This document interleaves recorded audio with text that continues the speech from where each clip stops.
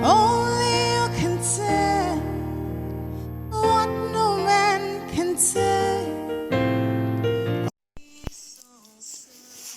Bonjour, bonsoir, bien-aimés dans le Seigneur. Tout dépend de l'endroit où vous nous suivez en ce moment.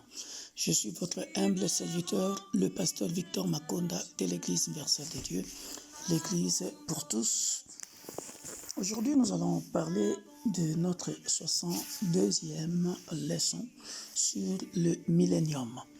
Bien que j'en ai déjà parlé, je vous donnerai toutes les autres parties du millénium que j'ai déjà enseigné en 2019 pendant la première, comment je peux appeler ça, la première période du Covid-19. Donc je vous donnerai toutes ces leçons-là.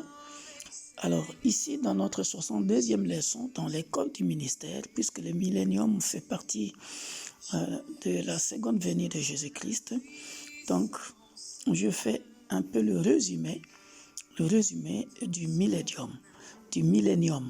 Mais là, vous trouverez la définition et comment vivre pendant le millénium, et je vous donnerai toutes les leçons qui sont déjà sur YouTube sur le millénium. Alors ici, je fais un petit résumé. Et puis après, je vais continuer sur autre chose, sur la terre promise.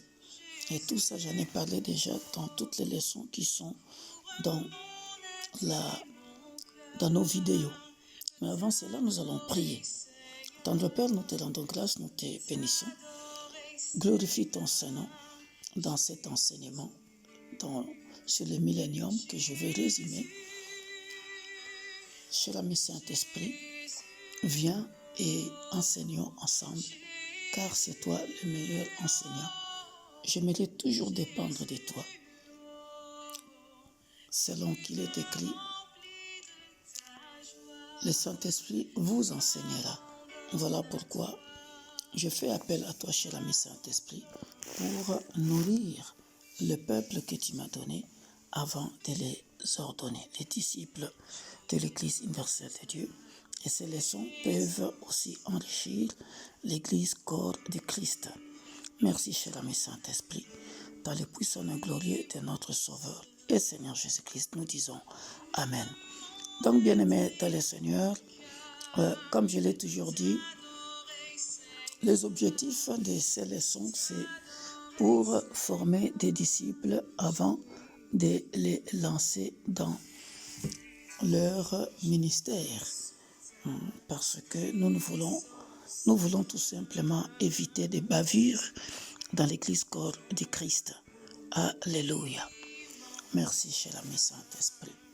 Alors, dans cette 62e leçon, comme je venais de dire, je vais résumer en fait le millénium parce que j'en ai déjà parlé. Je vais vous mettre ça d'ailleurs dans l'école du ministère. J'ai parlé de la définition du millénium. J'ai parlé du millénium en détail.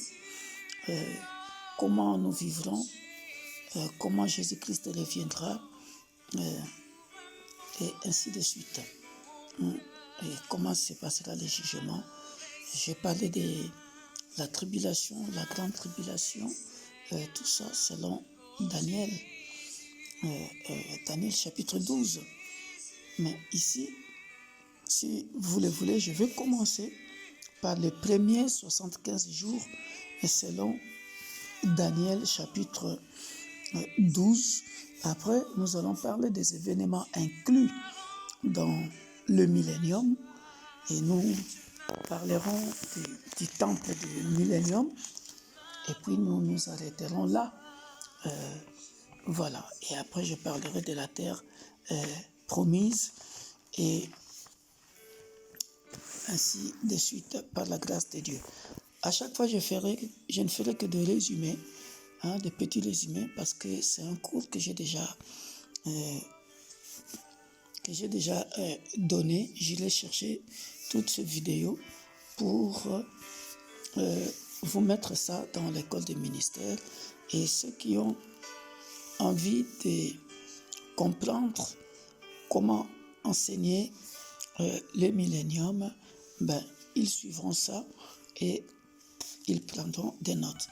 Ouvrons nos Bibles maintenant dans Daniel chapitre 12 pour parler de premiers 75 jours. Alléluia. Pour parler des premiers 75 jours dont parle Daniel chapitre 12. Donc dans Daniel chapitre 12, nous allons lire précisément le verset 7, le verset 9 et le verset 12. Après, vous pouvez aussi vous documenter vous-même. C'est parce que ici, je vais tout simplement parler de trois périodes de temps. Des trois périodes de temps. Des trois périodes de temps que parle Daniel chapitre 12. Comme je vous avais dit, que lorsque nous lisons Daniel nous parle de beaucoup de choses aussi sur le temps de la fin. Il l'a développé surtout dans le chapitre 12. Pour ceux qui ont Scofield ou Louis II, ils peuvent lire aussi les notes. C'est bien expliqué là-bas. Alléluia. Donc, les trois périodes de temps dont parle Daniel dans le millénium,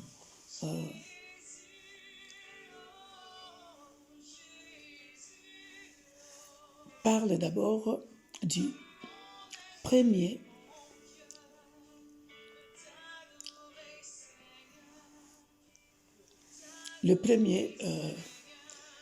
la première période. Nous allons donc dans Daniel le chapitre 12 parler de trois périodes. Le premier est les 3 ans et demi de la grande tribulation. Et puis, la deuxième et la troisième période sont comprises dans les 75 jours de plus. Ça déclare à la fin du chapitre. Nous le lirons après.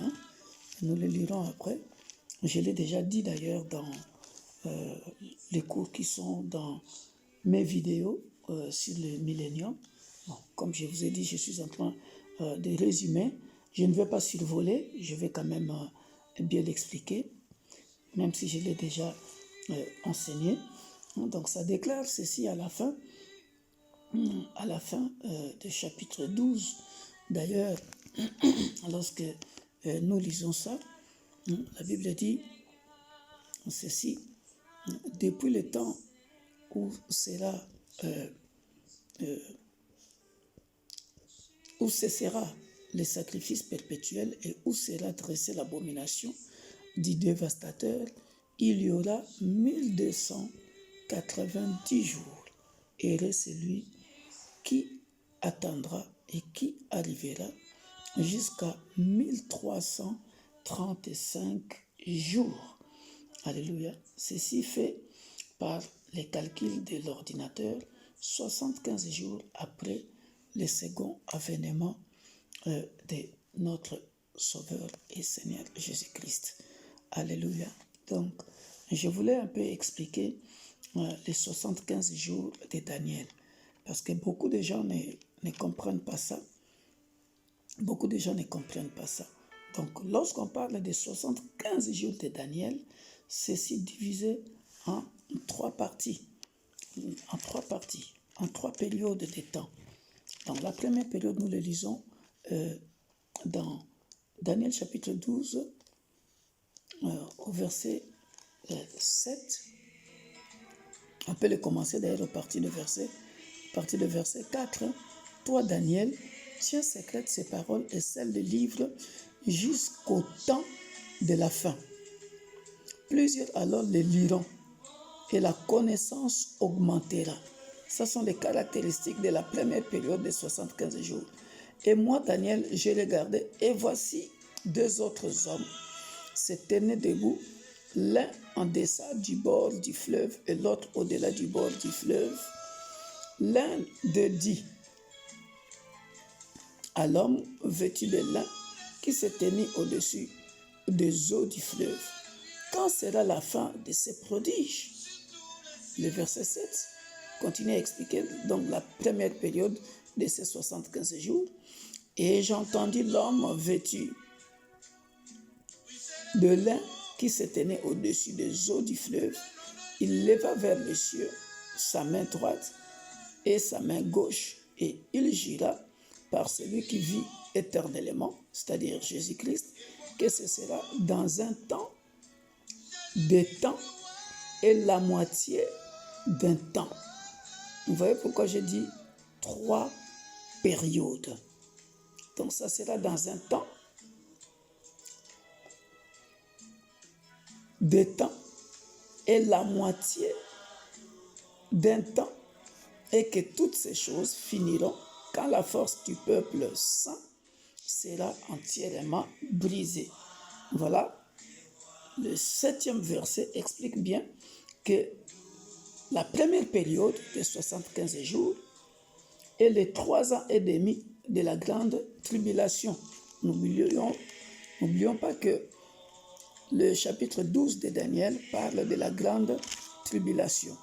Et je vous avais dit que l'Église, ça c'est mon analyse, l'Église ne vivra pas la grande tribulation. L'Église sera déjà enlevée. Maintenant, la 2e et la 3e période sont comprises dans les 75 jours de plus que je venais de lire à partir du verset 9. La Bible dit quoi? Il répondit. Je peux commencer à partir du verset 8. Là, maintenant, je vais parler de la 2e période. La première période, c'est les 3 ans et demi de la grande tribulation que je venais de lire. Maintenant, la 2e période de 75 jours de Daniel, pourquoi je l'ai inclus d'ailleurs dans le millénium? Pourquoi? Parce que le millénium, n'oubliez pas, c'est le règne de Jésus-Christ quand il va venir sur la terre, régner en tant que roi pendant 1000 ans, la période pendant laquelle Satan sera lié pendant 1000 ans. Ça, vous allez le découvrir dans l'enseignement sur le millénium qui est déjà dans une de notre vidéo.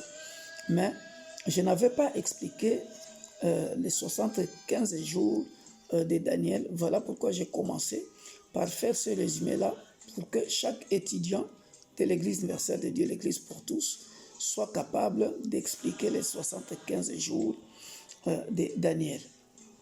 Donc, qui sont subdivisés en 3 temps. Donc, j'ai expliqué la première période. Maintenant, la 2e période, le verset 8 dit, j'entendis, mais je ne compris pas, et j'ai dit, mon Seigneur, quelle sera l'issue de ces choses? Regarde, le verset 9 va bien expliquer la 3e période. Dit ceci, le verset 9, va Daniel, car ces paroles seront tenues secrètes et scellées jusqu'au temps de la fin. Vous voyez, voilà pourquoi je vous ai dit, ça déclare à la fin du chapitre, béni est celui qui vient au 1335e jour. Et par les calculs de l'ordinateur, lorsque nous calculons bien aimé dans le Seigneur, ça montre exactement 75 jours. Parce que il dit au verset 10, plusieurs seront purifiés, blanchis et éprouvés. Les méchants feront le mal et aucun des méchants ne comprendra. Mais ceux qui auront de l'intelligence comprendront.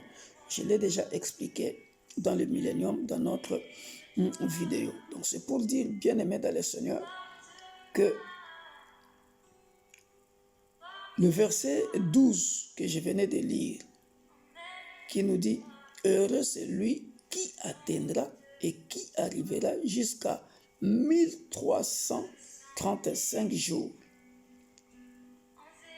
C'est pour dire tout simplement, bien-aimés dans le Seigneur, que les trois périodes exprimées en jour ont comme point de départ l'abomination, c'est-à-dire la prétention blasphématoire de la bête qui se prend pour Dieu. Comme j'ai toujours dit, le temps de la bête n'est pas encore là. Nous sommes en train de vivre, selon Matthieu 24, nous sommes en train de vivre les affres des angoisses. Je peux encore relire ça. Là, nous sommes bien-aimés dans le Seigneur pendant les affres des angoisses. Matthieu chapitre 24, verset 15. Alléluia. Et tout dépend aussi de quelle Bible que vous lisez. Comme moi, je lis beaucoup de Bibles. Alors, dans Matthieu chapitre 24, verset 15, la Bible dit, « C'est pourquoi lorsque vous verrez l'abomination de la désolation dont a parlé le prophète Daniel établi en lieu saint, que celui qui lit fasse attention. » Dans Matthieu chapitre 24, verset 15, est bien expliqué le milieu de la 70e semaine d'année de Daniel, où il y aura l'abomination de la désolation. Et à partir de verset 21, vous avez la seconde moitié de la 70e semaine d'année de Daniel, où il parle de la grande tribulation. Voilà pourquoi,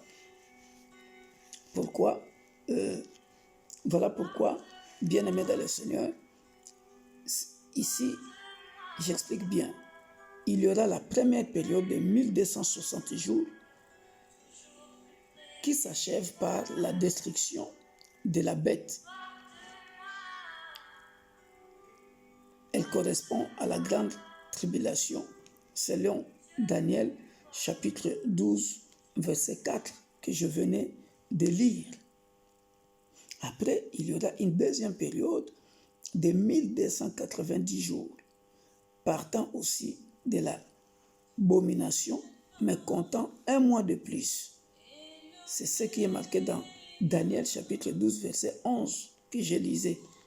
Depuis le temps où cessera le sacrifice perpétuel et où sera dressée l'abomination du dévastateur, il y aura, vous voyez ça?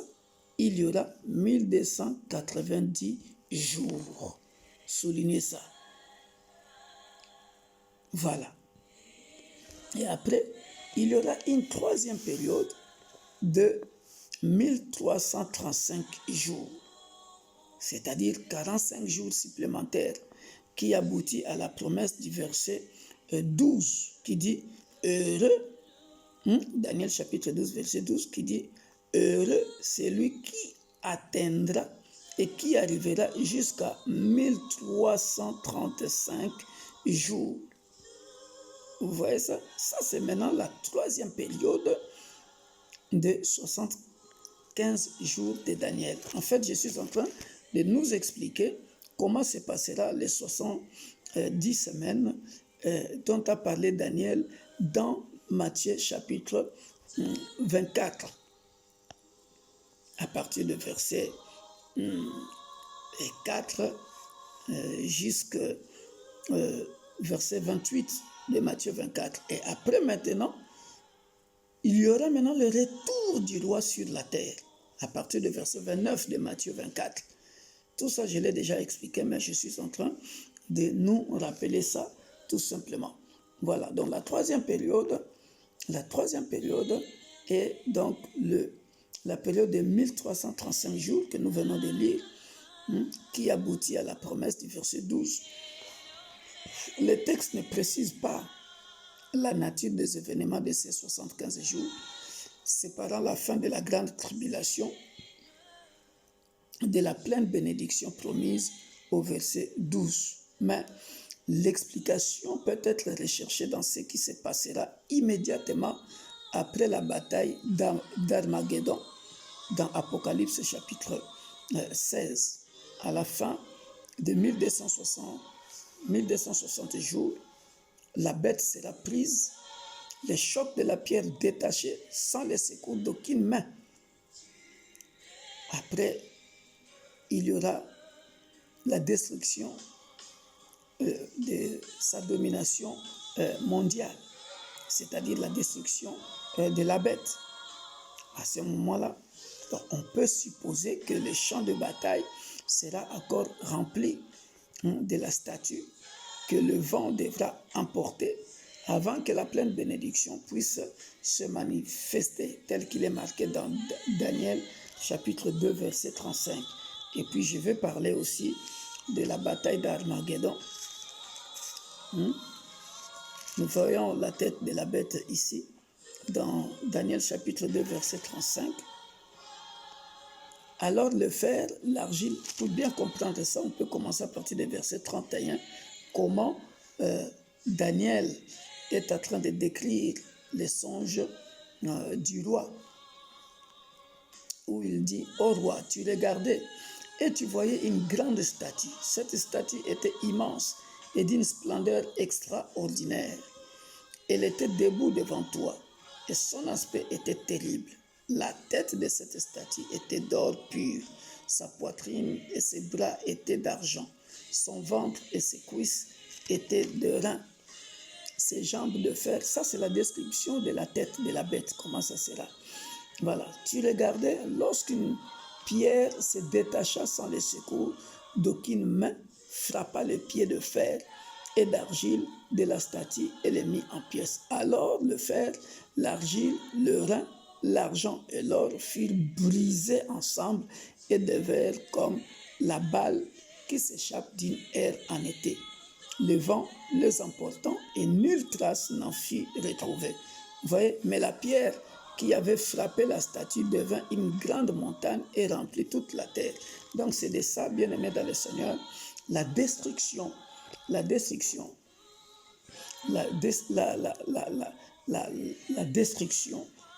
aimé. Donc là, c'est la troisième période. Après la troisième période. Alléluia. Donc je pense que j'ai bien expliqué les trois périodes des 75 jours de Daniel. Si vous avez des questions, vous pouvez me poser en privé pour vous expliquer et je donnerai les explications dans le groupe pour que tout le monde puisse comprendre. Donc, quand on parle des 75 jours de Daniel, je le résume encore. Bien aimé dans le Seigneur, l'explication c'est bien, lisez bien Matthieu chapitre 24. Ça va de commun accord avec Daniel chapitre 12, après la grande tribulation. Donc il y a trois périodes. Il y a la première période de 3 ans et demi, de la grande tribulation. Après, il y a le deuxième et la troisième période. La deuxième période commence à partir du verset 9 que nous venons de lire. Donc la première période de 1260 jours qui s'achève par la destruction de la bête, comme je viens de lire. Deuxième période de 1290 jours partant de l'abomination, mais comptant 1 an de plus selon Daniel chapitre 12 verset 11. Et la troisième période de 1335 jours, comme il est écrit, bien aimé dans le Seigneur, dans Daniel, chapitre 12, verset 12. Alléluia. Alors, quels sont les événements qui seront inclus dans le millénium? Quels sont les événements qui seront inclus dans le millénium? Tout ça, je fais le résumé de tout ce que j'ai déjà enseigné, mais je vous mettrai la vidéo sur le groupe avec toutes les explications encore. Alors, les événements qui seront inclus pendant le millénium. 1. Ça sera le jugement des païens dans la vallée de Josaphat. J'en ai parlé dans le jugement, la leçon sur le jugement. Pendant le millénium, il y aura le jugement des Juifs qui entrent au millénium. Donc, je l'ai déjà expliqué dans les jugements. Troisième événement, inclus dans le millénium, il y a la construction du nouveau temple. La construction du nouveau temple. Pourquoi la construction du nouveau temple? Vous savez qu'actuellement, c'est parce qu'actuellement, le temple est habité par les musulmans. Donc, Jésus va faire la reconstruction du nouveau temple. Il va démolir ce temple-là et il va reconstruire le temple. Après, il y aura l'établissement du gouvernement du nouveau monde sous la direction de Jésus-Christ. Alléluia. N'oubliez pas que, je vais en parler après, que les tribus d'Israël viendront gouverner. Alléluia. Viendront gouverner. Les 12 tribus d'Israël viendront gouverner avec Jésus-Christ. Parce que Jésus-Christ viendra gouverner, ne viendra pas seul, mais c'est lui le roi des rois. Il va gouverner avec les 12 tribus d'Israël. On va les lire. Donc, il y aura le quatrième événement, donc établissement du gouvernement du nouveau monde sous la direction de Jésus-Christ. Après, il y aura la redistribution des portions de terre aux tribus d'Israël. Maintenant, comment fonctionnera ce gouvernement? Vous pouvez écrire ça. Donc, le gouvernement sera le gouvernement théocratique parce que c'est Jésus-Christ qui dirigera le monde à ce moment-là. Alléluia. Parce que c'est Jésus-Christ qui dirigera le monde à ce moment-là. Alléluia. Donc, comprenons que le gouvernement sera théocratique, c'est-à-dire dirigé par Jésus-Christ lui-même. Alors, ceux qui ne comprennent pas le mot théocratique, il faut que j'explique ça.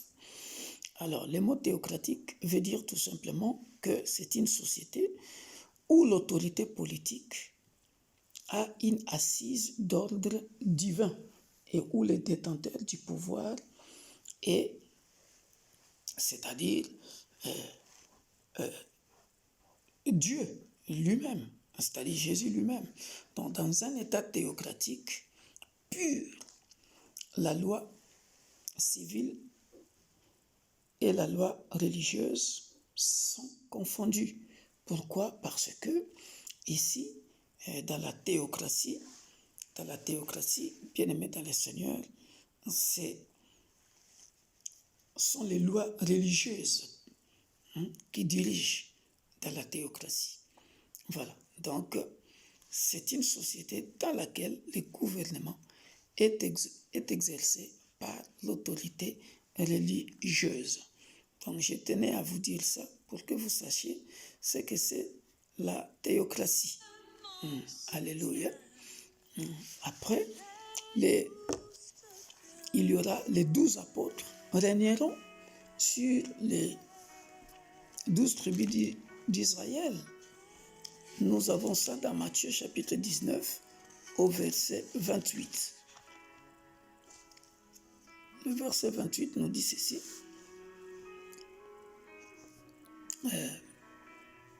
Jésus leur répondit, je vous le dis, en vérité,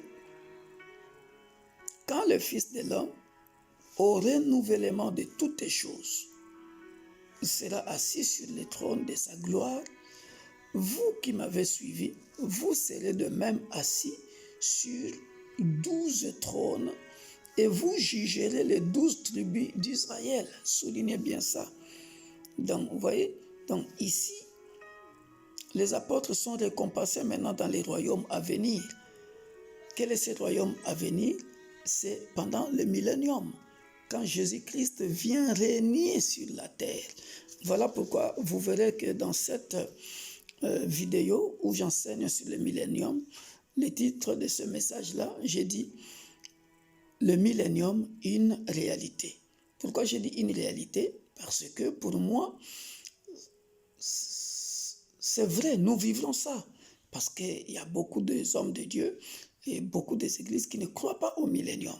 Mais pour moi, pasteur Victor Makonda, je sais que tout ce que Jésus a dit, ce n'est pas spirituel, ça sera spirituel et physique. Nous le vivrons, bien-aimés dans le Seigneur. Parce qu'il dit, Pierre prenant alors la parole lui dit, voici nous avons tout quitté et nous t'avons suivi. Quand sera-t-il pour nous? Il leur dit, Jésus leur répondit, je vous le dis en vérité, quand le Fils de l'homme, vous voyez, ici on parle bien au renouvellement de toutes choses. Qu'est-ce que ça veut dire, le renouvellement de toutes choses? C'est clair. C'est quand il viendra, il parle de sa seconde venue, au renouvellement de toutes choses. C'est pendant ce temps qu'il va décider de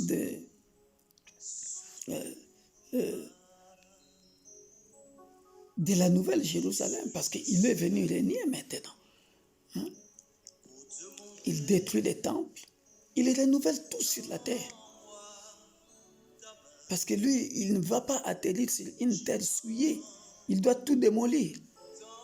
À ce moment-là, il dit, Jésus leur répondit, je vous le dis en vérité, quand le Fils de l'homme, au renouvellement de toutes choses, sera assis sur le trône de sa gloire, vous qui m'avez suivi, vous serez de même assis sur 12 trônes et vous jugerez les 12 tribus d'Israël.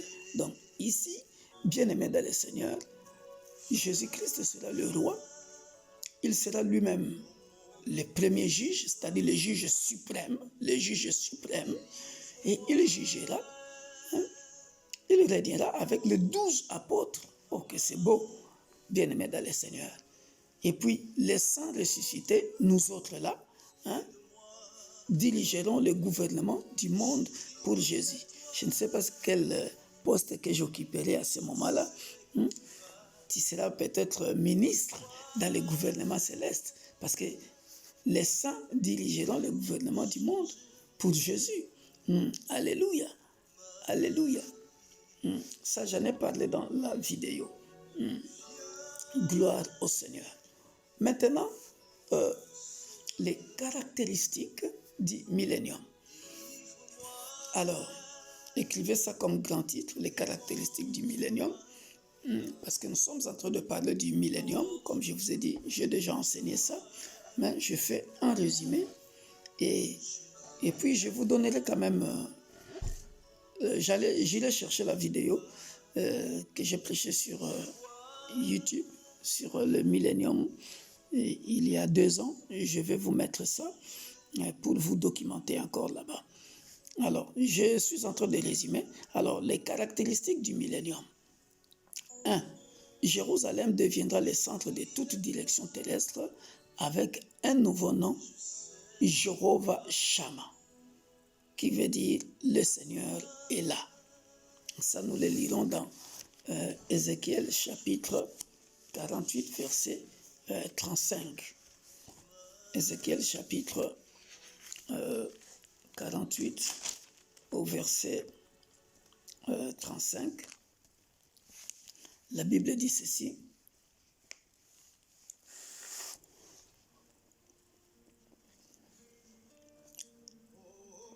Circuit 18 000 cannes et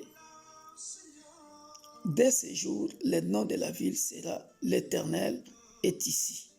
L'Éternel est ici, ça, c'est ce qui veut dire l'Éternel, Jéhovah Shammah.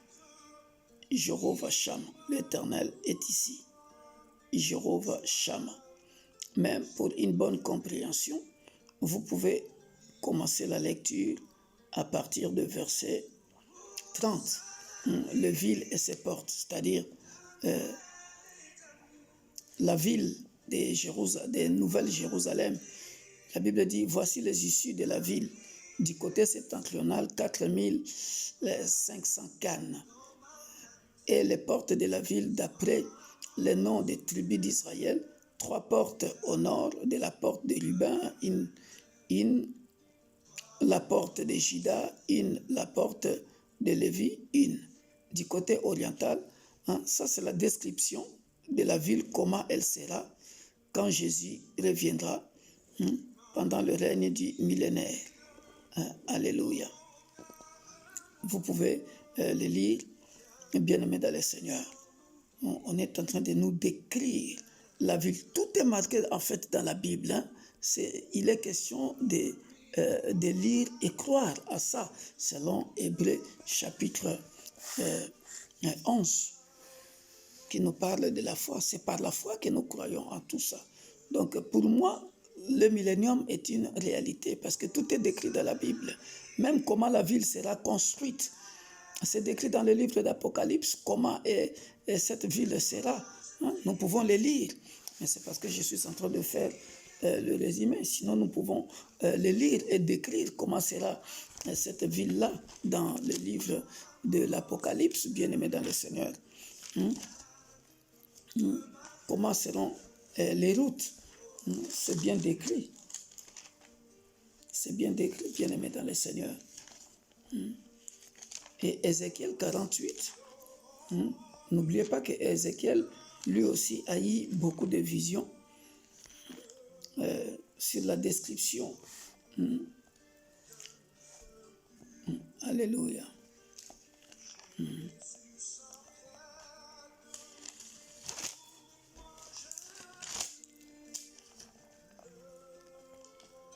Vous voyez?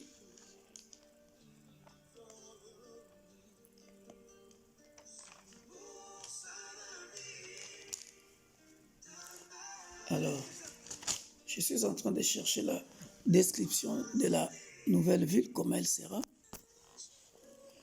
Alléluia. Donc vous pouvez lire comment sera la ville, la nouvelle Jérusalem. Vous pouvez le lire dans Apocalypse chapitre 21, à partir de verset 9. 9. Quelle belle ville. Ce que j'ai lu dans Ézéchiel chapitre 48, verset que je vous ai dit de lire à partir de verset 40, de verset 30 à 35, ben c'est exactement ce qui est décrit dans le livre de Apocalypse chapitre 21 à partir de verset 9. Donc, dans 48, Ézéchiel chapitre 48, verset 35, le livre d'Ézéchiel commence et s'achève avec Dieu lui-même, entre la grandiose vision de Dieu du chapitre 1 et la conclusion du chapitre 48. L'Éternel est ici. Est exposé l'impitoyable enregistrement de l'échec et du péché de l'homme que Dieu doit juger. Mais le jugement de Dieu contribue à sa gloire, bien-aimé dans le Seigneur. C'est pourquoi le livre s'achève sur la mention de la caractéristique essentielle du ciel, la présence de l'Éternel. Mais la présence de l'Éternel est où? Dans cette nouvelle ville qui est donc Jérusalem, bien-aimé dans le Seigneur. Alors, pourquoi tout à l'heure j'ai parlé de la vision? C'est comme je viens de lire là. C'est comme je viens de lire là. C'est beau, il faut lire souvent Ézéchiel, Ésaïe. Pourquoi je suis en train de dire ça? C'est le livre de l'Apocalypse, c'est parce que j'avais expliqué une fois sur le voyage astral. Sur le voyage astral, pour des pasteurs qui ne croient pas à ça. Mais Ézéchiel le dit dès le début.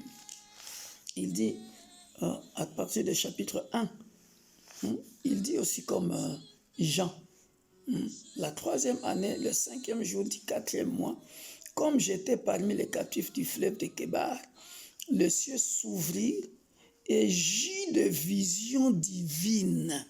Et dans la vision, qu'est-ce qu'il va voir? Le 5e jour du mois, c'était la 5e année de la captivité du roi Joachim. La parole de l'Éternel me fit adresser. Ézéchiel, fils de Bouzi, le sacrificateur dans le pays, et ainsi de suite. Vous verrez que dans cette vision, il est en train de faire quoi? près du fleuve de Kébar, et c'est là que la main de l'Éternel fut sur lui. Vous voyez? Et dans cette vision, la main de l'Éternel fut sur lui. J'ai regardé et voici, il vint du septentrion un vent impétueux, c'est-à-dire, il n'est plus dans son corps, la main de l'Éternel le fait sortir dans son corps et commence à lui montrer des choses surnaturelles. C'est comme ça qu'il a écrit Ézéchiel. Voilà, ce n'était qu'une petite parenthèse. Voilà, donc c'est pour vous dire que Jérusalem deviendra le centre de toute direction terrestre. Et deux, vous le verrez aussi dans cette vidéo-là, Satan sera emprisonné pendant 1000 ans. Et trois, on peut dire, les païens expérimenteront toutes les bénédictions universelles. Quatrième point, tous les Juifs vivront en Israël dans leur tribu d'attribution, à partir de Phrate jusqu'à la rivière d'Égypte. Pourquoi? Parce que, rappelez-vous de Zacharie 14, de quoi encore, je peux dire? Parce que dans Jérémie aussi, il l'a dit, dans Daniel aussi, il l'a dit, dans Apocalypse aussi, il l'a promis, que je rassemblerai mon peuple de partout. C'est-à-dire, Dieu va rebâtir Israël, tout ce qui était dispersé, il va les rassembler. Voilà pourquoi il est en train de dire, parce qu'il jugera les Juifs. Donc, avant de juger les Juifs, ils doivent tous être en Israël. Donc, tous ceux-là qui étaient dispersés, il va les rassembler. Voilà pourquoi on dit, tous les Juifs vivront en Israël dans leur tribu d'attribution. C'est-à-dire, si tu étais de Gad, tu vas à Gad. Si tu étais de Juda, tu vas à Juda. Si tu étais de... Voilà, il va le rassembler. Et après, la paix universelle régnera. La paix universelle régnera selon Ésaïe chapitre 2, verset 24. La paix universelle régnera selon Ésaïe chapitre 2, verset 4. Je vais nous lire ça vite fait. Ésaïe chapitre 2, verset 4. La Bible dit, il sera juge des nations, c'est-à-dire qui? Jésus. Il sera juge des nations, l'arbitre d'un grand nombre de peuples, de leurs glaives, ils forgeront des hoyaux et de leurs lances des serpes. Une nation ne tirera plus l'épée contre une autre. Vous voyez la paix? C'est bien décrit ici. Bien décrite ici. Une nation ne tirera plus l'épée contre une autre. Et l'on n'apprendra plus la guerre. Maison de Jacob, venez et marchons à la lumière de l'Éternel. Alléluia. Vous voyez, c'est clair. Donc pendant les millénaires, la paix sera universelle. Alléluia. Et la guérison universelle sera obtenue en mangeant les fruits et les arbres qui grandissent au bord de la rivière qui coule à partir du trône de Dieu. Nous les voyons dans Ésaïe chapitre 33, verset 24 et dans Ésaïe 35. Ésaïe 33, verset 24. Ésaïe 33, verset 24, le dit clairement. Aucun habitant ne dit « Je suis malade ». Le peuple de Jérusalem reçoit le pardon de ses iniquités. Vous voyez? Donc, la guérison sera universelle. C'est bien expliqué ici. Parce que le peuple d'Israël a reçu le pardon de ses iniquités. Aucun habitant ne dit « Je suis malade ». Alléluia. Pourquoi? Parce que le peuple de Jérusalem reçoit le pardon de ses iniquités. Et ce verset, bien-aimé dans le Seigneur, nous ramène jusqu'à Jacques, chapitre 5,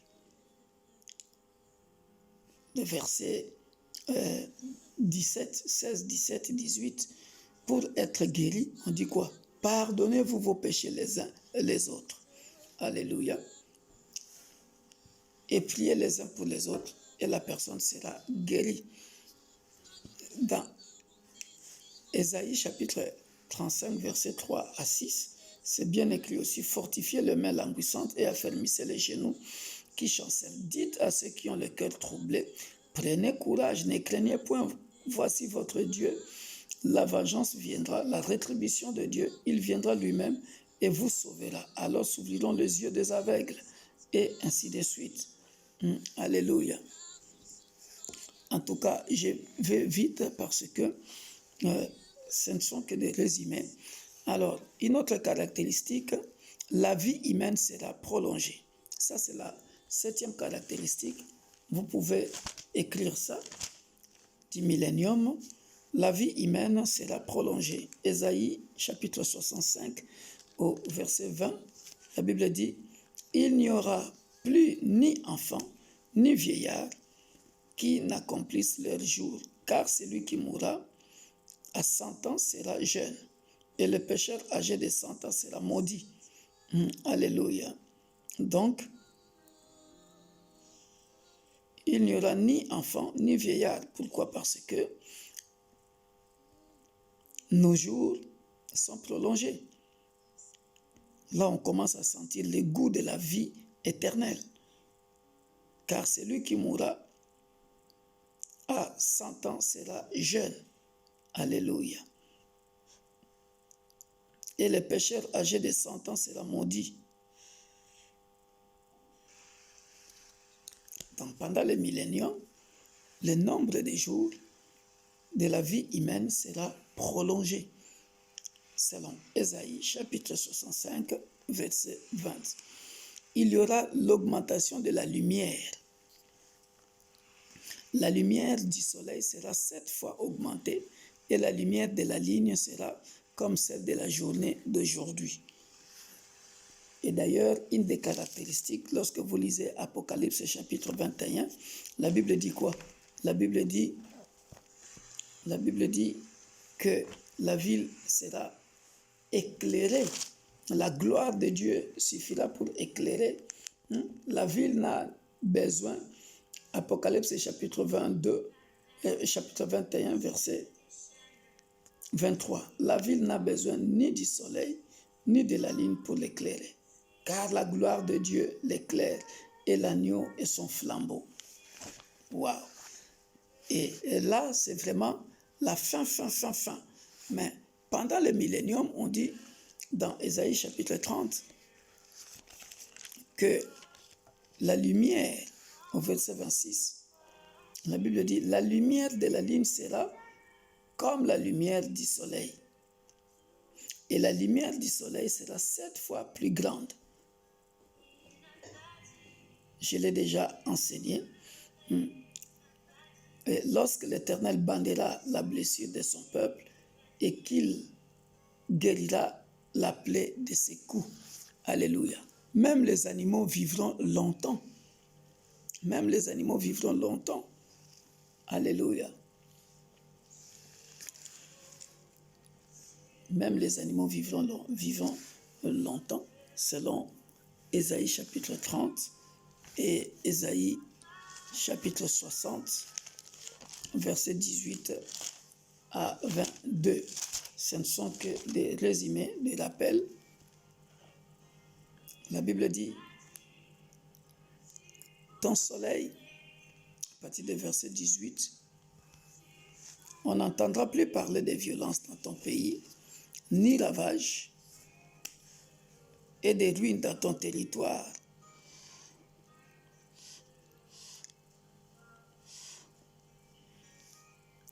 Tu donneras à tes murs le nom du salut.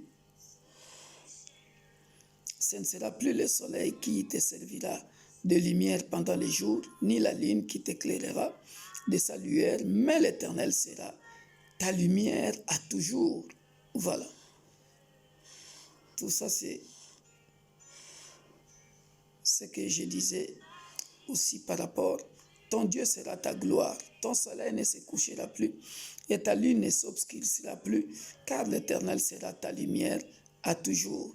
Donc, une autre référence, c'est exactement Apocalypse chapitre 21, verset 21-22, que je venais de lire. Les jours de ton deuil seront passés. Il n'y aura plus de justes et il n'y aura plus que des justes parmi ton peuple. Ils posséderont à toujours les pays. C'est les rejetons que j'ai plantés, l'œuvre de mes mains, pour servir à ma gloire. Le plus petit deviendra un millier et le moindre une nation puissante. Moi, l'Éternel, j'ai atterré ces choses en leur temps. Alléluia. Voilà pourquoi vous verrez que dans cette vidéo-là, j'ai dit que le millénium est une réalité. Ce sont des choses réelles que nous allons vivre, bien-aimés dans le Seigneur. Alléluia. Écrivez tous ces passages pour que vous soyez capables de les expliquer. Alors, le temple du millénium. Le temple du millénium. Alléluia. Donc maintenant, pour l'instant, le temple est habité par les musulmans. Mais selon les recherches que je fais, le temple du millénium, bien-aimé dans le Seigneur, écrivez ça comme titre, le temple du millénium. Le futur temple sera situé 19 000 km au nord de Jérusalem. Le temple sera à Shiloh, où le tabernacle était après que les enfants d'Israël aient conquis la terre promise sous Josué. Une route nationale sera construite à partir du temple à Shiloh jusqu'à Jérusalem. Jusqu'à Jérusalem. Nous le lisons dans Ésaïe chapitre 35, versets 8 à 10. Le siège du gouvernement sera à Jérusalem. Ça, je l'ai déjà expliqué dans la vidéo. Alléluia. Vous pouvez lire Ésaïe chapitre 35, versets 8 à 10. Alléluia. Vous pouvez le lire là-bas. Alors, la prêtrise aaronique sera rétablie et les fils des Zadok vont célébrer et offrir les sacrifices comme mémorial d'un travail fini de Christ. 2 fêtes seront observées, la Pâque sans l'agneau et la fête des tabernacles. Nous les lisons dans Ézéchiel chapitre 44, versets 15 à 31. S'il vous plaît, lisez bien Ézéchiel 44, 15, 31. Vous comprendrez ce que je suis en train de dire. Donc, dans le temple du millénium, les Lévites vont faire les travaux mineurs, comme abattre les animaux et garder les portes. C'est à cause de leur rébellion en ayant suivi Jéroboam au royaume du Nord. 3. Le temple n'aura pas de meubles comme c'était dans le temple de Salomon, sauf la table, comme celle de pain, de proposition, qui symbolise la communion avec Dieu. Par contre, ce temple a un trône en son sein où Jésus régnera, contrôlant la terre.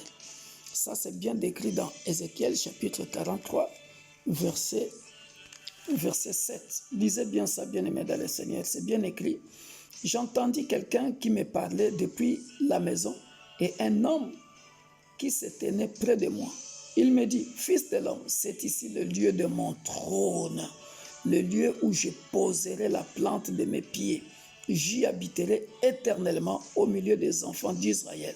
La maison d'Israël et ses rois ne souilleront plus mon saint nom par leur prostitution et par les cadavres de leurs rois sur leur haut lieu. Alléluia. Une rivière va couler. 4e caractéristique qui va du temple du millénium. Une rivière va couler sortant du bas du temple vers la porte de l'Est. Elle va alors tourner et continuer vers le sud de Jérusalem, puis se divisant, d'autres se jetant dans la mer morte. La mer morte va être guérie pour que la multitude de poissons y soit trouvée. Nous pouvons lire ça dans Ézéchiel chapitre 47, verset 1 à 12, Zacharie 14, verset 8, que je nous ai déjà expliqué. Voilà pourquoi, dans cette vidéo-là, vous verrez que j'ai dit le millénium est une réalité. Parce que tout ce que nous lirons là, bien aimé, nous lisons là, dans Ézéchiel 47, verset 1 à 12, lisez chez vous à la maison, c'est parce que c'est trop long. moi, je vous donne le passage, bien que je l'ai déjà lu, pour gagner du temps. Alléluia. Mais vous verrez que dans Ézéchiel 47, il dit « Il me ramena vers la porte de la maison, et voici de l'eau sortait sous le seuil de la maison à l'orient, car la face de la maison était à l'orient. L'eau descendait sous le côté droit de la maison, au midi de l'autel. » Et vous continuez, et vous verrez la description vous-même. Alléluia. Et puis, je vais terminer, bien-aimés dans le Seigneur. La Bible dit « Les arbres pour la guérison des nations vont pousser sur les deux rives de la rivière. Leurs feuilles ne vont pas faner, leurs fruits non plus ne finiront. Les nouveaux fruits qui seront pour être mangés mûriront chaque mois. Les feuilles des arbres seront pour la guérison des maladies. » Tout ça, ça se trouve dans Ézéchiel 47, versets 1 à 12. Donc, voilà, en résumé, bien-aimé dans le Seigneur, ça j'ai complété Ézéchiel 47 parce que je n'en ai pas parlé dans ma vidéo. Je n'en ai pas parlé et j'ai rajouté ça. Voilà. Et après, on parlera de la terre promise. On va pas à pas vers la fin. On parlera de la bataille d'Armageddon. Et on parlera de la rénovation de la terre par le feu, le nouveau ciel et la nouvelle terre. On va faire cette démonstration-là pour comprendre comment sera la nouvelle terre. Et voilà, ça sera la fin de notre cours pour l'école du ministère. Soyez bénis, je m'arrête là pour aujourd'hui. Que Dieu vous bénisse. C'était votre humble serviteur, le pasteur Victor Makonda. S'il vous plaît, lisez tous les passages que je vous ai donnés sur Ézéchiel, parce que moi, si je lis tout, ça va me prendre plus d'une heure, comme je vous ai toujours dit. Mais lisez ça, vous allez comprendre comment sera le temple du millénium. Que personne ne vous trompe. J'aimerais que tout étudiant de l'Église universelle de Dieu, l'Église pour tous, sache que le millénium est une réalité. Tout ce qui est marqué dans la Bible, c'est une réalité que nous vivrons comme ça, sur terre. Que personne ne vous trompe.